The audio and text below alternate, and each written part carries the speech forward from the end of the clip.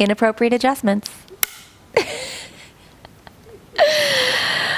So inappropriate adjustments are actually what inspired this plan. I have been on the receiving end of some inappropriate adjustments, and sometimes unknowingly been on the giving end as well. Now, there is a big difference between your intention, right? If your intention is to be inappropriate, then not sure that teaching yoga is the right thing for you, because, yoga is a place where students come and are vulnerable. So an adjustment should be with the right intention. However, when you don't mean for an adjustment to be inappropriate or invasive, but you can't help it because it actually feels good, that's what I'm going to talk about here. So I have a few adjustments that are a bit weird looking, especially from your point of view. Maybe the student doesn't really know what's going on as much because they can't see it, but at the same time, there are certain adjustments where specific body parts are touching your student that make it inappropriate. So I'm not suggesting that you do these adjustments even though they feel good, but if you have the right person to try them on, feel free to do so. The first one is downward facing dog. I really like this adjustment, but it's a little weird, and it looks weird too. The first thing I'll say is Hero's a really good friend, and I would only do this adjustment on a really good friend. And I'll have a little disclaimer, hey, don't lift your head. Because I'm going to step over his head, place my chest, which now he's going to feel my chest on his back. My face is not in an ideal place, but I want to make sure that I'm not looking down.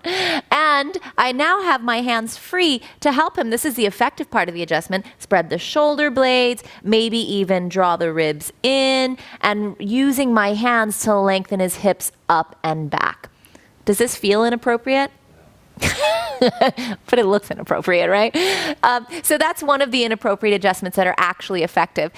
Here in LA, there are, some funny, inappropriate teachers who adjust weird. Usually they're men. And can't believe I'm doing this on camera. But this is one of them. Now, I have an adjustment like this. Typically, I'll step in from behind with one foot forward, not my groin part, and my hands pull. Okay? But you can see the difference between this intention and this intention. Not so nice. So be very careful with where you place your body, the faces you make when you adjust, and where your pelvis is in relation to theirs. You can rest.